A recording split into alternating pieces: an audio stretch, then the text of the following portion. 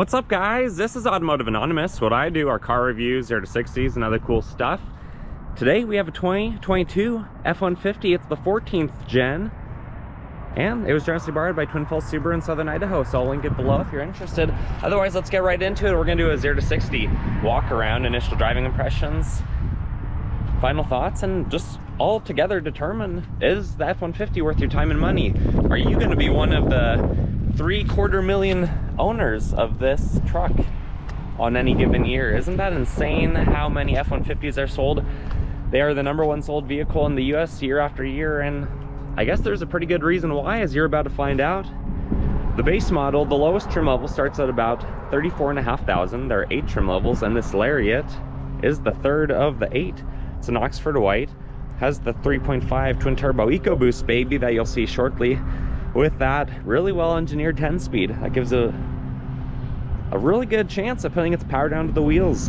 With the aluminum body, these things aren't that heavy. At about 5,000 pounds, the way this one sits, it's pretty capable. 18 city, 23 highway with a 26-gallon tank. That's about 600 miles on a highway excursion. They're roughly 19 feet long, so it's a big boy. But in the full-size truck category, that's pretty average. Unless you go for the long bed, then it can get closer to 20. They're about 6.5 feet tall and about 6.5 feet wide. Payload in the bed is about 1,800 to 2,000 pounds, depending on how it's spec'd. Towing capacity is over 10,000, again, depending on how it's spec'd. This one just so happens to have the 355 rear end and roughly 9.4 inches of ground clearance with the full-size spare down there. Otherwise, it's got 275, 65, 18 tires. And those Scorpion all-terrains, they look pretty good. All right, guys, let's get inside. Let's open up the chrome door handle and see what you get in this Lariat. On the door panel, you get a lot of nice features. You get the wood trim, stitching, nice door card, soft touch, the handle to escape, your window options, and 3-way memory seats. You get the speaker and the double door pockets. So you can fit your driver-specific leather gloves up here, and then down here you can have your pepper, your salt, and your sideways can of pickled chicken, and a shepherd's sling, or maybe a beanie, whatever you want to fit down there on your F-150. Ford on the running board. Actually does look pretty nice. The chrome trim I'm usually not a big fan of, but on this Lariat it looks pretty good. That follows inside to the driver's seat. You do have the 10-way power seats. They are leather, heated, and cooled with ventilation. Pretty nice featured. F-150 on the floor mat, rubberized pedals, OBD2 port, electronic parking brake, all of your lighting options up there. And let's get inside. Fire the puppy up and see that 12-inch display screen. Really nice leather wrapped wheel. I love the 6 o'clock position. You do have the grab handle right there. And there's a nice view of our cameras. The 360-degree cameras are really cool on this. You do have storage up top. You have lighting up there. You have your sunglass holder. You have your garage controls. And physical buttons, the way it should be, especially on a truck. You have a USB-C, USB bag clip for like a garbage bag or something. You have another storage tray down here. 20 amp, 120 volt, and then just a 12 volt like cigarette style lighter. You could fit your phone, your 2 drinks, unless you're sharing with a passenger. And you have a decent amount of space down here for some colored pencils, maybe a coloring book, or whatever business you have, maybe your wallet, you know, other stuff you might have to fit down there. We could bring the seat up, and then we could drop it down again right there with that. And then we have an even bigger storage under the middle seat, probably over a cubic foot. It's pretty spacious down there, and it's long, so you could probably feel like a laptop easily, and other things of that nature if you need them hidden and out of the way. Let's hop in the back though. Let's see what else you get in the F-150.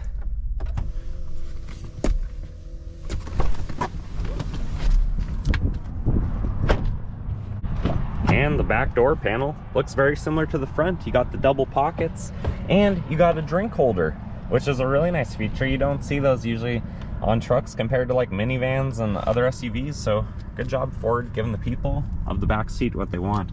Back here you have the leather bench, and it's really nice. You can of course lift it so you have a nice wide flat loading floor for your refrigerator, your TV, your lumber that you don't want to fit in the bed for some reason. Whatever you need to fit back here, that's yours to choose.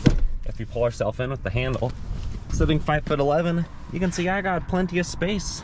Probably at least 6 inches back here. Got the map pocket so you can be a backseat driver and tell them where you need to go. And you get a 12-volt USB-C, USB, and 2 cup holders in the center with a pretty sturdy armrest. But the cup holders are kind of in the center. I feel like they could have extended that out further, maybe had the cup holders up here, but it'll have to do. It works for me. Does it work for you? 26-gallon tank door right there, FX4 for the off-road package. Got the LED lighting, and let's drop the bed. You do have the bed cover on this model, and you have your clamps, you have your ruler. We can easily pull out the step right there with the handle. And then in here, we got some tie downs throughout LED lighting, and then we got the double outlets. So you can plug in your griddle and your hot water heater. Make some coffee and some fried eggs.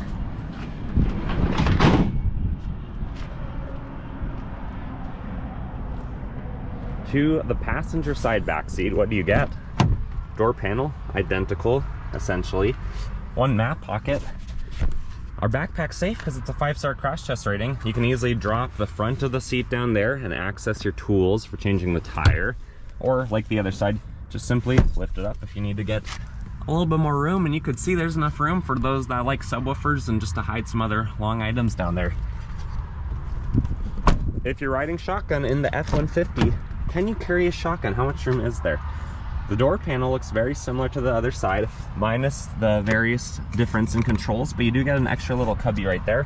Power seats, F-150 on the floor mat. They're really nice, no embroidery or stamping or anything, but they feel really good, and I bet they'll hold up for a long time. You get the locking glove box, which is pretty big on the truck, and then just like the Chevy, you get the secret one. That's where you keep your bear spray and other personal belongings. Maybe a can of confetti, stuff like that. But it's time to go around the front. Let's see what that engine looks like. What's the 3.5 doing under the hood? Pop the hood. There it is, the 3.5 Twin Turbo Ecoboost. It's been around since 2011 in various upgrades and power levels since, like the high output that makes 450 horse, 510 torque in the Raptor, or this one that's just detuned a little bit from that. If you look closely, you can follow the plumbing and even see one of the Spinny Boy turbos on the driver's side exhaust bank. Otherwise, it's pretty straightforward. Induction through the grill, coolant reservoir, battery over there, power brake fluid right there, windshield washer on the passenger side. A lot of stuff that's easy to get to, and these are very well proven. They get good mileage, they're efficient, they're quiet, they're awesome. And if you really need more power, there are some very high powerful Ecoboost F-150s on the internet. You could even just do a basic powertrain tune, probably gain another 50 horse if you do it through a reputable source, but that's up to you. The way this one sits, it's exceptionally powerful, as you're about to see on our initial driving impressions. So let's drop the hood. It's time to teleport inside.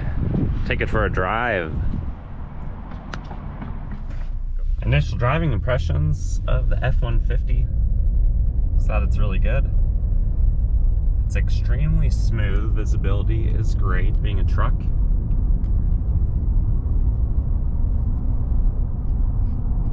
The cab is huge, as you have already seen in the walk around. And because of these cutouts in the window, which Ford has been doing for over a decade now, you don't feel like you're quite as high up compared to some of the Chevys I've driven. It actually feels a bit smoother being this higher Lariat trim level. And guess what you get? You get the reverse camera that just chills and plays while we're driving. Otherwise, the whole driving experience of the F-150 is very comfortable. The armrest on the door is fantastic. Same thing on the center console. I really like that you have the 6 o'clock grip position. And it's just overall a really good vehicle. We're going slightly uphill right now, even at 45. There's maybe a half-second delay for the turbos to fully spool, and then it just launches. The only Chevy truck I've driven that feels anywhere similar to this would be the 6.2. But if you live at altitude like I do, like you'll see in the 0 to 60, this one performs a lot better than a naturally aspirated engine. Being being about 19 feet long, again with that longer wheelbase, it's super smooth, just cruising down through the country roads, which are not that rough of a road the way we're driving right now, but they're not that smooth either. In other vehicles that are more stiff or high sprung, you're gonna feel a little bit more bumpiness, just being more oscillated around really. This one though, feels really nice. Let's do another little throttle to get up to speed. Yeah, once you hit mid threes, those turbos are spooled and you are going. Brakes, maybe I'll give it half throttle right here. Sorry, half pedal. And it stops you in a jiffy. Don't have to take this a Jiffy Lube to be feeling what a jiffy feels like. Speaker quality is pretty good in this. I don't really have any complaints. The road noise and the wind, we have about a 5-mile-an-hour wind today, so it's not that bad, but it's really quiet in here. You don't get too much road noise for being a truck and being this high off the ground. One more little acceleration, you can see that 10-speed really knows when to shift good. But that's why this can get rated 23 highway. Quite impressive for a truck of this stature, of this capacity. Otherwise, seating position's really good, not super aggressive bolstering as you'd expect on a truck. That's fit for all sizes of people. The heated seats are on, the ventilated seats tested earlier, they feel pretty good too. You have a lot of amenities in a truck like this. Definitely go drive one, but we're gonna go drive to our private road, do our 0 to 60, and then we'll finish up with final thoughts. All right guys, you know it's quick. Let's find out how quick. Density altitude's about 3,000 feet, so we're down on power, probably about 5% on this turbo engine. Traction control's off. I will brake rev it.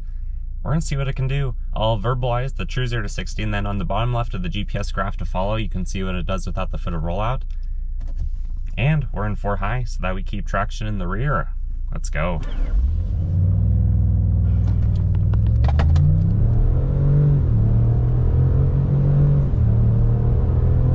That is absolutely moving. True 0 to 60 came at 5.67 on today's run on our private road.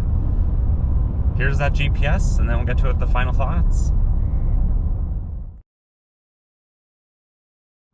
Final thoughts of the Lariat F150. For being only the 3rd of 8 trim levels, it's incredible how loaded this one is and how nice it is. It feels like you're sitting in a living room driving it, and a living room that you want to be in.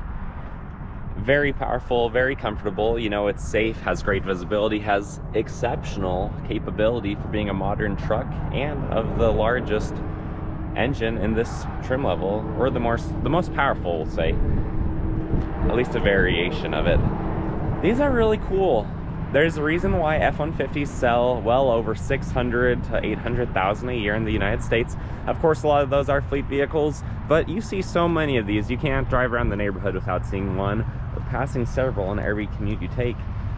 If you guys like my video, please consider liking, commenting, and subscribing. If you're interested in this specific truck, check out the description below. I'll have it linked there. Otherwise, guys, I'll see you on the next one. Take care.